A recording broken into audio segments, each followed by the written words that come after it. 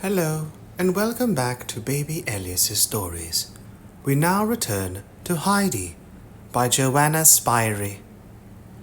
Chapter 19. The Winter Continues. Peter arrived punctually at school the following day. He had brought his dinner with him, for all the children who lived at a distance regularly seated themselves at midday on the tables, and resting their feet firmly on the benches, spread out their meal on their knees, and so ate their dinner, while those living in Dorfli went home for theirs.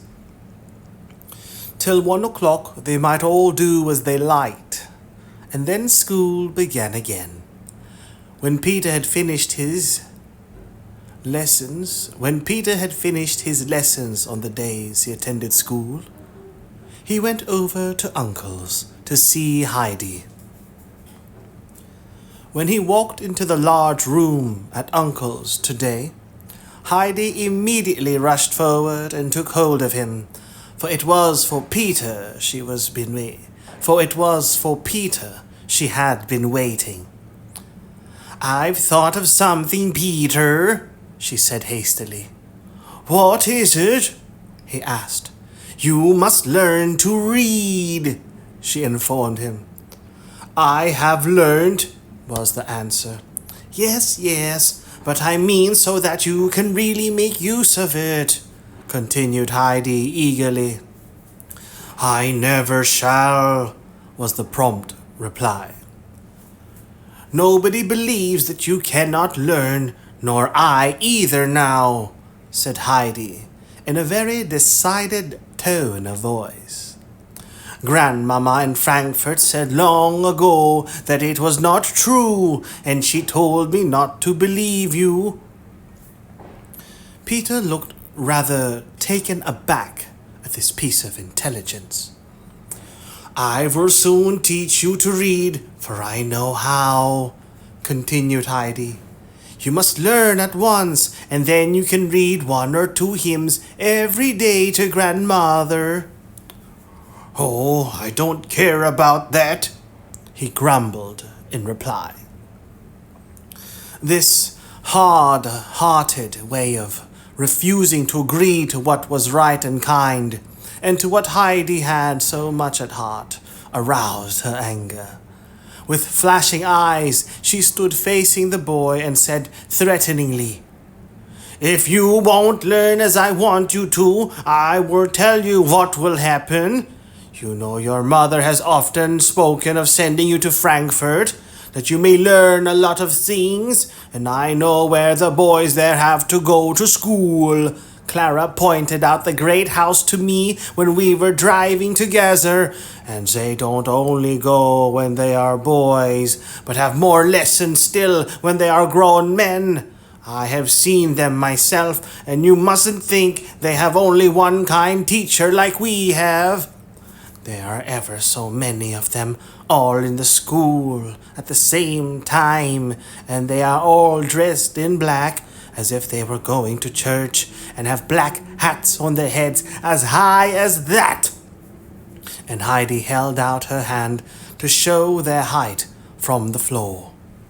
Peter felt a cold shudder run down his back.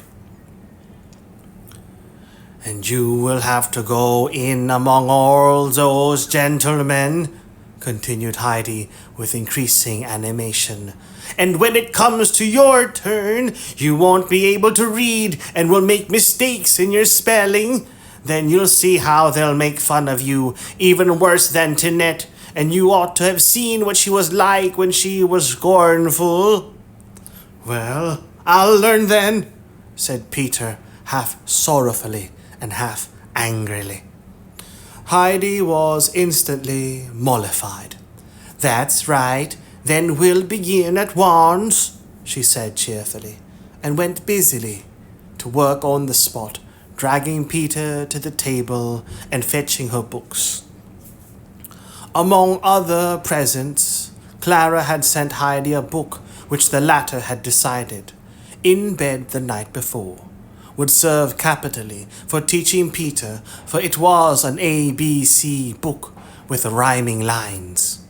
And now the two sat together at the table with their heads bent over the book, for the lesson had begun. Peter was made to spell out the first sentence 2 or 3 times over, for Heidi wished him to get it correct and fluent. At last she said, "You don't seem able to get it right, but I will read it aloud to you once. When you know what it ought to be, you will find it easier."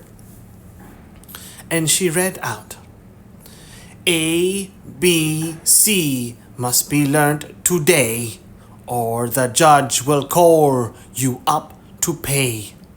"I shan't go," said Peter obstinately. "Go where?" asked Heidi. "Before the judge," he answered. "Well, then make haste and learn these 3 letters, then you won't have to go." Peter went at his task again and repeated the 3 letters so many times and with such determination that she said at last, "You must know these 3 now." Seeing what an effect the first 2 lines of verse had had upon him, she thought she would prepare the ground a little for the following lessons. "Wait, and I will read you some of the next sentences," she continued. "Then you will see what else there is to expect." And she began in a clear, slow voice. D, E, F, G must run with ease, or something will follow that does not please. Should H, I, J, K be now forgot, disgrace is yours upon the spot. And then L, M must follow at once, or punished you'll be for a sorry dunce. If you knew what next awaited you, you'd haste to learn N, O, P, Q. Now R, S, T, be quick about, or worse will follow, there's little doubt. Heidi paused, for Peter was so quiet that she looked to see what he was doing. These many secret threats and hints of dreadful punishments had so affected him that he sat as if petrified and stared at Heidi with horror-stricken eyes. Her kind heart was moved at once, and she said, wishing to reassure him, "You need not be afraid, Peter. Come here to me every evening, and if you learn as you have today, you will at last know all your letters, and the other things won't come. But you must come regularly, not now and then as you do to school. Even if it snows, it won't hurt you." Peter promised, for the trepidation he had been in had made him quite tame and docile. Lessons being finished for this day, he now went home. Peter obeyed Heidi's instructions punctually, and every evening went diligently to work to learn the following letters, taking the sentences thoroughly to heart. The grandfather was frequently in the room smoking his pipe comfortably while the lesson was going on, and his face twitched occasionally as if he was overtaken with a sudden fit of merriment. Peter was often invited to stay to supper after the great exertion he had gone through, which richly compensated him for the anguish of mind he had suffered with the sentence for the day. So the winter went by, and Peter really made progress with his letters, but he went through a terrible fight each day with the sentences. He had got at last to you. Heidi read out, "And if you put the U for V, you'll go where you would not like to be." Peter growled, "Yes, but I shan't go." But he was very diligent that day, as if under the impression that someone would seize him suddenly by the collar and drag him where he would rather not go. The next evening, Heidi read, "If you falter at W, worst of all, look at the stick against the wall." Peter looked at the wall and said scornfully, "There isn't one."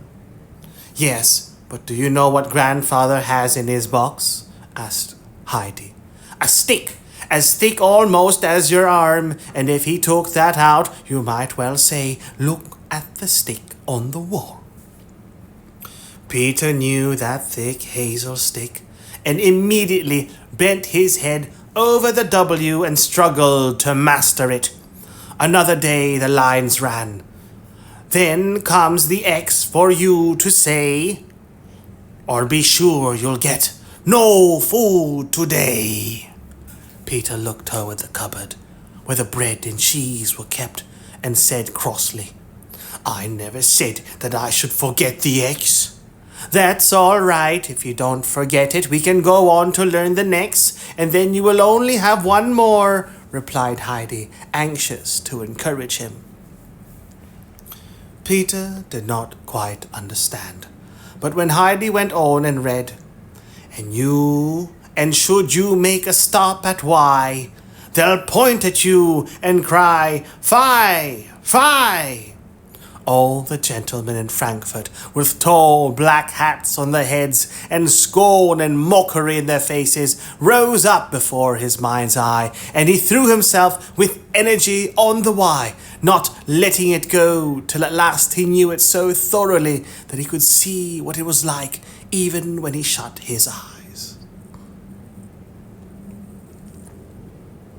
Phi, used to express disgust or outrage. Phi. He arrived on the following day in a somewhat lofty frame of mind, for there was now only one letter to struggle over, and when Heidi began the lesson with reading aloud, "Make haste with Z if you're too slow. Off to the Hottentots you'll go," Peter remarked scornfully. "I dare say, when no one knows even where such people live." "I assure you, Peter," replied Heidi, "grandfather knows all about them. Wait a second, and I will run and ask him, for he is only over the way with the pastor." And she rose and ran to the door to put her words into action. But Peter cried out in a voice of agony, "Stop!" For he already saw himself being carried off by uncle and the pastor and sent straight away to the Hottentots, since as yet he did not know his last letter. His cry of fear brought Heidi back. "What is the matter?" she asked in astonishment. "Nothing. Come back. I'm going to learn my letter," he said, stammering with fear. Heidi, however, herself wished to know where the Hottentots lived, and persisted that she should ask her grandfather, but she gave in at last to Peter's despairing entreaties. She insisted on his doing something in return, and so not only had he to repeat his Z until it was so fixed in his memory that he could never forget it again, but she began teaching him to spell, and Peter really made a good start that evening, so it went on from day to day. The frost had gone, and the snow was soft again, and moreover, fresh snow continually fell, so that it was quite 3 weeks before Heidi could go to the grandmother again. So much the more eagerly did she pursue her teaching, so that Peter might compensate for her absence by reading hymns to the old woman. One evening he walked in home after leaving Heidi, and as he entered he said, "I can do it now." "Do what, Peter?" asked his mother. "Read," he answered. "Do you really mean it? Do you hear that, grandmother?" she called out. The grandmother had heard, and was already wondering how such a thing could have come to pass. "I must read one of the hymns now. Heidi told me to," he went on to inform them. His mother hastily fetched the book, and the grandmother lay in joyful expectation, for it was so long since she had heard the good words. Peter sat down to the table and began to read. His mother sat beside him, listening with surprise and exclaiming at the close of each verse, "Who would have thought it possible?" The grandmother did not speak, though she followed the words he read with strained attention. It happened on the day following this that there was a reading lesson in Peter's class. When it came to his turn, the teacher said, "We must pass over Peter as usual, or will you try again once more? I will not say to read, but to stammer through a sentence." Peter took the book and read off 3 lines without slightest hesitation. The teacher put down his book and stared at Peter, as at some out-of-the-way and marvelous thing unseen before, and at last he spoke.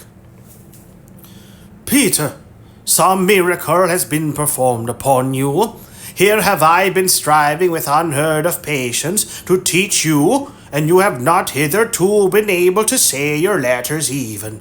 And now, just as I had made up my mind not to waste any more trouble upon you, you suddenly are able to read a consecutive sentence properly and distinctly.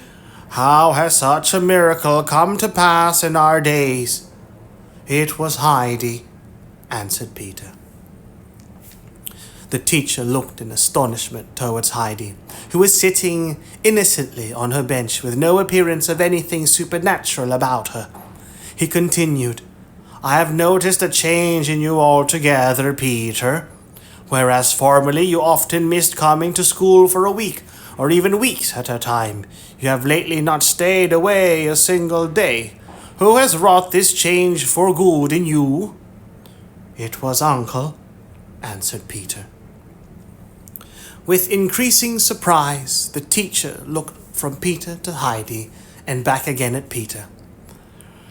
"We will try once more," he said cautiously, and Peter had again to show off his accomplishment by reading another 3 lines.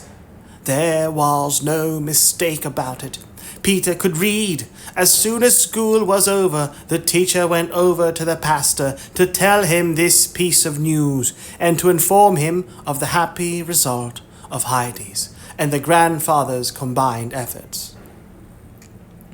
Every evening, Peter read one hymn aloud.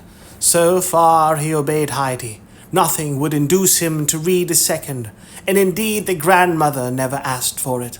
His mother, Brigitta, could not get over her surprise at her son's attainment, and when the reader was in bed, would often express her pleasure at it. "Now he has learnt to read, there is no knowing what may be made of him yet." On one of these occasions, the grandmother answered, "Yes, it is good for him to have learnt something, but I shall indeed be thankful when spring is here again and Heidi can come. They are not like the same hymns when Peter reads them. So many words seem missing, and I try to think what they ought to be, and then I lose the sense, and so the hymns do not come home to my heart as when Heidi reads them." The truth was that Peter arranged to make his reading as little troublesome for himself as possible. When he came upon a word that he thought was too long or difficult in any other way, he left it out, for he decided that a word or two less in a verse, where there were so many of them, could make no difference to his grandmother. And so it came about that most of the principal words were missing in the hymns that Peter read aloud.